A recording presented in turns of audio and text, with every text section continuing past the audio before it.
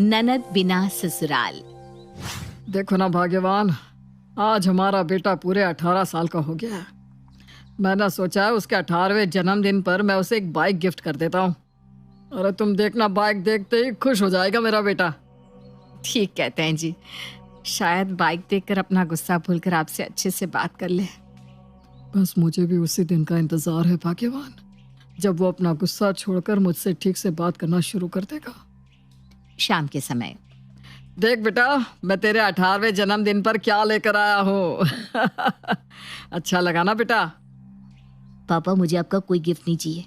आपकी इस बाइक को मैं हाथ लगाना भी पसंद नहीं करूंगा, और मुझे आपके साथ कोई जन्मदिन मनाने का भी शौक नहीं है। हटिए यहाँ से। अरे बेटा, पापा कितने प्यार से लेकर आए हैं, तेरी प्रॉब्लम क्या है? इस तरह कौन अपने पिता से बात करता है? माँ की बात सुनकर चिराग गुस्से में पैर पटकते हुए वहां से चला जाता है। चिराग के पापा प्रवीण जी बहुत कोशिश करते हैं कि वो अपने बेटे चिराग के मन में भरे हुए गुस्से और नाराजगी को दूर कर सके। बेटे के मन को खुश करने के लिए वो उसके लिए महंगी से महंगी चीज खरीद कर लाते, हर संभव कोशिश करते, लेकिन चिराग के व्यवहार में कोई भी परिवर्तन नहीं आ रहा था। धीरे धीरे समय बीता और चिराग भी एक 25 साल का नौजवान युवक बन गया। बेटा, घर में तो तू किसी के साथ ढंग से बातचीत नहीं करता, आखिर कब तक ऐसे ही अकेले गुमसुम अपने कमरे में बैठा रहेगा? मैंने सोचा है कि अब तेरी शादी कर देनी चाहिए। कम से कम एक साथी तो होगा तेरे पास, जिसके साथ तू अपना सुख दुख बांट सकेगा। मुझे कोई शादी नहीं करनी, मुझे मेरे हाल पर छोड़ दो। मैं जैसा हूँ ठीक हूँ। बेटा, माँ बाप तो आज है कल नहीं, हमारा क्या भरोसा। लेकिन अगर तू शादी नहीं करेगा तो कल को हमारे जाने के बाद दुनिया में अकेला रह जाएगा। जिंदगी बहुत बड़ी होती है बेटा, ऐसे अकेले नहीं कटा करती। इसलिए मेरी बात मान और कोई अच्छी लड़की देखकर शादी कर ले। माँ के बार बार समझाने पर चिराग शादी के लिए लड़की देखने को तैयार हो जाता है। 2-3 लड़कियां देखने के बाद आखिर में चिराग को रिचा नाम की एक लड़की पसंद आ जाती है और उन दोनों की शादी हो जाती है। शादी के बाद क्या बात है चिराग, मैं देख रही हूँ कि घर का माहौल कुछ खींचा खींचा सा रहता है। तुम अपने पापा से अच्छी तरह बात क्यों नहीं करते? क्या कोई नाराजगी है आप दोनों के बीच में? देखो रिचा, कोशिश करना कि आगे से मुझे पापा के बारे में कोई सवाल ना करो। मैं उनके बारे में कोई भी बात नहीं करना चाहता। बस तुम ये समझ लो कि पापा मेरे जिंदगी में होकर भी नहीं है। अरे, अपने पापा के बारे में ऐसी बात कौन करता है चिराग? आखिर ऐसा क्या हुआ आप दोनों के बीच में जो आप उनसे इतना नाराज हैं? देखो रिचा, ये आखिरी बार है जब तुम मुझे मेरे पापा के बारे में पूछ रही हो। मेरे जख्मों को कुरेदने की कोशिश मत करो। इस घर की सुख शांति बनी रहे, उसके लिए यही अच्छा है कि तुम भी इस माहौल में एडजस्ट करना सीख लो। मुझे समझ में नहीं आता, ऐसा क्या हुआ होगा चिराग और पापा जी के बीच में जो वो दोनों सालों से एक दूसरे से बात नहीं करते। मुझे पता लगाना ही होगा। कुछ दिन बाद, चिराग, ये देखो कितनी पुरानी पुरानी राखियां पड़ी हुई है इस ड्रॉअर में, मैं सफाई कर देती हूँ। लग रहा है सालों से तुमने सफाई नहीं की। खबरदार जो मेरे किसी भी सामान को हाथ लगाया। यही तो आखिरी यादें हैं मेरे पास दीदी की, जिन्हें देखकर मैं दीदी के स्पर्श को याद कर लेता हूँ। आज के बाद कभी भी मेरे और दीदी के बीच में आने की गलती मत करना रिचा। दीदी मतलब तुम्हारी कोई दीदी भी थी? थी नहीं है, दीदी अपने ससुराल में है। लेकिन फिर वो हमारी शादी में क्यों नहीं आई? मुझे तो यही लगता था कि तुम अपने मम्मी पापा की इकलौते संतान हो। इसके पीछे बहुत लंबी कहानी है रिचा। छोड़ो, गड़े मुर्दों को उखाड़ने से कोई फायदा नहीं है। चिराग, आप अपनी दीदी से बहुत प्यार करते हो ना? मैं दुनिया में सबसे ज्यादा अपनी दीदी से ही प्यार करता हूँ, लेकिन मेरी बदकिस्मती ऐसी है कि दीदी मेरा चेहरा भी नहीं देखना चाहती। उससे नफरत है मुझसे। 15 साल पहले उसने आखिरी बार मुझे राखी बांधी थी। लेकिन हमारी शादी में तो दीदी शामिल हो सकती थी, क्यों नहीं हुई? ना मैं उनसे आज तक मिली, यहाँ तक कि घर में कोई उनके बारे में जिक्र भी नहीं करता। तुम उनसे क्या मिलोगी? मुझे खुद दीदी को देखे हुए 10 साल हो गए हैं। मैं कुछ समझ नहीं पा रही हूँ चिराग। तुम्हारी दीदी तुम्हें 15 साल से राखी नहीं बांध रही और 10 साल से तुमने उन्हें देखा तक नहीं है। ऐसा कैसे हो सकता है? तुम मुझे पूरी बात बताओ ना। मैं गुनहगार हूँ दीदी का। कोई अपने गुनहगार से बात भला क्यों करना चाहेगा? प्लीज साफ साफ बताओ, ऐसा क्या हुआ था आखिर? आपका परिवार ऐसे कैसे बिखर गया? दीदी मुझसे पूरे 7 साल बड़ी हैं। जब मम्मी पापा को पहली संतान के रूप में यशिका दीदी हुई तो शुरू शुरू में तो मम्मी पापा बहुत खुश थे, लेकिन बाद में उनको इस बात का एहसास होने लगा कि उनके घर में एक बेटे ने नहीं, बेटी ने जन्म लिया है। और बेटी के जन्म होने के कारण पापा अब परिवार में अपने भाइयों से खुद को कुछ कमतर महसूस करने लगे थे। दादी भी मम्मी पापा को बेटी होने के कारण ताने दिया करती, जिसके कारण धीरे धीरे मम्मी पापा के मन में अपनी बेटी के प्रति कड़वाहट भरने लगी। बेटे की चाहत को पूरा करने के लिए 7 साल बाद उन्होंने दूसरे बच्चे के लिए कोशिश की और फिर मेरा जन्म हुआ। मेरे जन्म के बाद तो जैसे मम्मी पापा को मुंह मांगी मुराद हासिल हो गई थी। मेरे जन्म के जश्न में मम्मी पापा ऐसे डूब गए कि दीदी को बिल्कुल नजरअंदाज कर दिया। मेरे प्यार और देखभाल में कोई रुकावट ना आए, इसलिए दीदी को डे बोर्डिंग में एडमिशन करा दिया गया। दीदी सुबह सुबह स्कूल जाती और पूरा दिन स्कूल में बिताने के बाद शाम को 6 बजे वहां से लौटती। उसके बाद भी वो मम्मी पापा की आंखों में किरकिरी बनकर खटकती रहती। दूसरी तरफ मैं बचपन से ही दीदी से बहुत प्यार करता था। मैं पूरा दिन पलके बिछाकर दीदी के घर लौटने का इंतजार करता, और जब शाम को 6 बजे मैं दीदी को देखता तो खुशी से उछल पड़ता। धीरे धीरे समय बीतने लगा और बीतते समय के साथ मेरा दीदी के लिए प्यार बढ़ता ही गया। मैं उम्र में छोटा था, लेकिन दीदी समझदार हो रही थी। अब उसे मम्मी पापा के द्वारा किया जा रहा भेदभाव साफ महसूस होता था।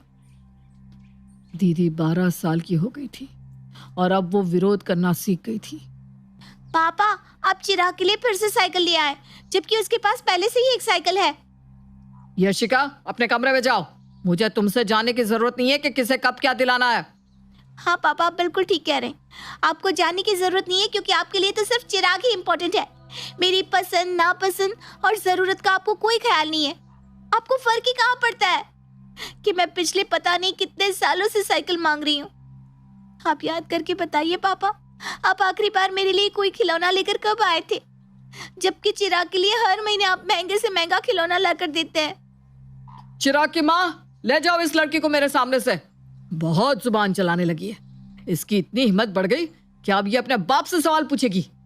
आज के बाद ना तू घर में रहेगी और ना ये तू में होगी। आपका मतलब क्या है? कहाँ भेज रहे हैं बिटिया को? मैंने सोच लिया है कि अब ये हॉस्टल में रहेगी।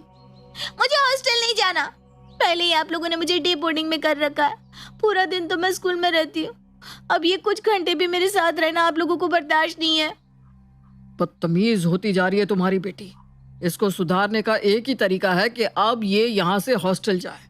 ऐसे बदतमीज बच्चों को सुधारने के लिए हॉस्टल से अच्छी जगह कोई हो ही नहीं सकती। दीदी ने बहुत कहा कि वो हॉस्टल नहीं जाना चाहती, लेकिन मम्मी पापा ने दीदी की एक बात नहीं सुनी और उन्हें हॉस्टल भेज दिया। हॉस्टल जाने के बाद पापा मम्मी का दिल दीदी के लिए और भी ज्यादा सख्त हो गया, और उन्होंने इस बात को याद रखना भी बंद कर दिया कि उनकी एक बेटी भी है। दीदी भी पापा मम्मी के प्यार के लिए तरसते तरसते कब पत्थर की हो गई, उन्हें खुद भी एहसास नहीं हुआ। इन सब में दीदी के बाद जिसने सबसे ज्यादा सहा वो मैं था। मैंने दीदी को बचपन से ही सबसे ज्यादा प्यार किया, लेकिन मेरी दीदी हमेशा यही मानती रही कि मेरे कारण ही पापा मम्मी उससे दूर हुए हैं। मेरे आने के कारण उन्होंने दी को खुद से दूर कर दिया और उनके हिस्से का सारा प्यार और ममता मुझे मिल गई। दीदी को लगता था हर वो चीज जो पापा ने लाकर मेरे हाथ में थमाई उस पर सिर्फ और सिर्फ दीदी का हक था। पापा के किए की सजा मुझे भुगतनी पड़ी, और हर गुजरते दिन के साथ दीदी मुझसे दूर, बहुत दूर होती चली गई। कुछ सालों के बाद उसने मुझे राखी बांधना तक छोड़ दिया।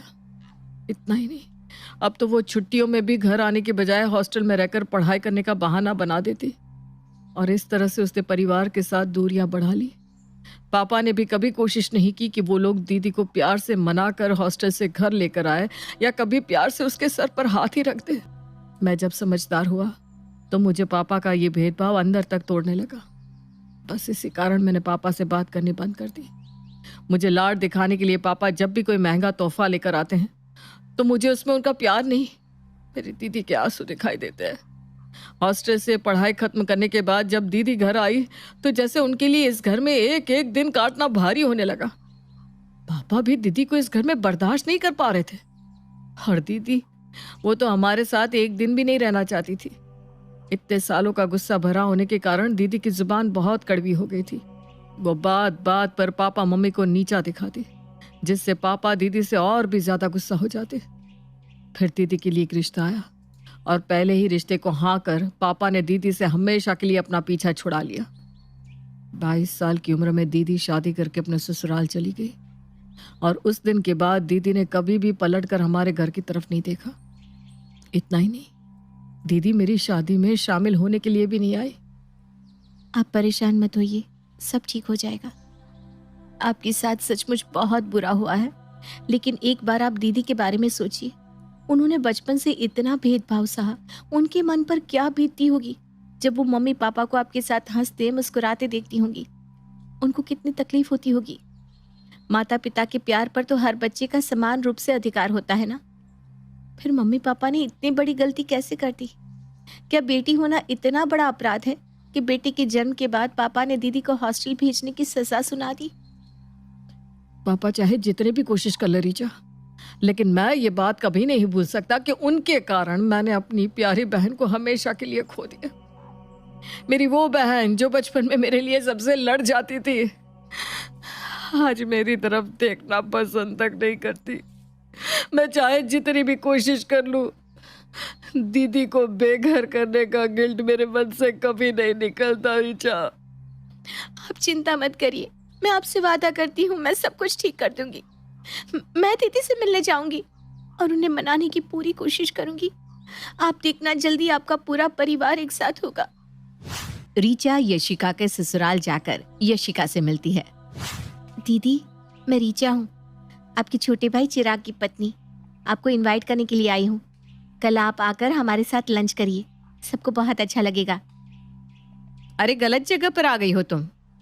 रीचा, यहाँ आने से पहले अपने ससुराल वालों से परमिशन ली थी या नहीं? अगर उन्हें पता चल गया ना कि तुम यहाँ आई थी तो तुम्हारा भी उस घर में रहना मुश्किल कर देंगे। आप ऐसी बातें क्यों कर रही है दीदी? ऐसा कुछ भी नहीं होगा। आपके छोटे भाई ने आज तक आपकी एक एक निशानी को अपने पास संभाल कर रखा हुआ है। मम्मी पापा की गलतियों की सजा आप अपने भाई को क्यों दे रही हैं दीदी?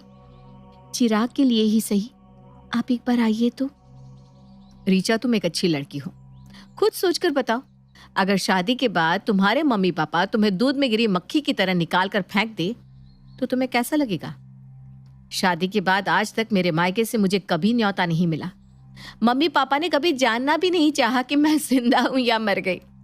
कोई भी तीज त्योहार हो या कोई और उत्सव, अगर मैं माँ को फोन करती ना तो वो यही कहती, बेटा शादी के बाद लड़की का ससुराल ही उसका घर होता है, बिना बात तू यहाँ आएगी तो घर का माहौल खराब हो जाएगा। बस मैंने भी सोच लिया कि जब मेरे मायके जाने से वहां का माहौल खराब होता है तो मैं वहां क्यों जाऊं। अब मैं चाहे जिस हाल में रहूं, अपने ससुराल में खुश हूं। मैंने अपने हाल में जीना सीख लिया है रीचा। बेहतर होगा तुम मेरी शांत जिंदगी में पत्थर मारकर हलचल पैदा ना करो। ननद यशिका की बात सुनकर रीचा घर लौट आती है। दीदी अपनी जगह पर ठीक ही तो है। जब मायके से उन्हें प्यार और सम्मान मिला ही नहीं तो वो क्या करने के लिए यहाँ आए? एक तरफ मेरे मम्मी पापा हैं जो दिन में 2 बार फोन करके ये याद दिलाते रहते हैं कि बेटा शादी हो गई तो ये कभी मत समझना कि तेरा अधिकार इस घर से खत्म हो गया। ये घर तेरा था और हमेशा तेरा ही रहेगा। और एक तरफ मेरे सास ससुर हैं। मुझे तो अभी भी यकीन नहीं हो रहा कि सच में कोई माँ बाप बेटा बेटी में इतना भेद कर सकते हैं कि बेटी के होने न होने से उन्हें कोई असर ही ना पड़े। रीचा ने महसूस किया था कि शादी के बाद से ही उसके सास ससुर उसके साथ बहुत अच्छे से पेश आ रहे थे। वो उसकी हर जरूरत का ख्याल रखते थे। उन्हें देखकर तो ऐसा लगता ही नहीं था कि वो अपनी खुद की बेटी के साथ ऐसा व्यवहार भी कर सकते हैं। मम्मी जी, अगले सप्ताह चिराग का जन्मदिन है। मैंने सोचा है हम माता का जगराता करा लेते हैं। ठीक है बेटा, जैसी तेरी इच्छा। मम्मी जी, दीदी को फोन कर दीजिए ना, वो भी समय से पहुंच जाएंगी। अरे उसकी शादी हो गई है, अब उसे अपना परिवार संभालने दे। रोज रोज मायके जाने से लड़कियों की गृहस्थी डिस्टर्ब होती है, और यहाँ आकर वो करेगी भी क्या। तू उसे छोड़, अपने मम्मी पापा को फोन कर दे और जाकर तैयारियां कर ले। मम्मी जी, जितना जरूरी मेरे मम्मी पापा को यहाँ बुलाना है ना, उतना ही जरूरी है दीदी का यहाँ की खुशियों में शामिल होना। और आपको ऐसा क्यों लगता है कि दीदी यहाँ आएगी तो उनकी गृहस्थी हिल जाएगी? देख रीचा, तो कुछ जानती नहीं है, उतना ही कर जितना मैं तुझे बता रही हूँ।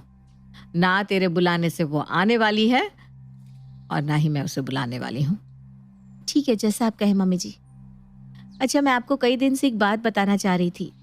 मैंने और चिराग ने सोच लिया है कि हम बच्चे नहीं चाहते हैं, इसलिए आप हमसे ये उम्मीद लगाना बंद कर दो कि आपके घर कोई पोता या पोती आने वाला है।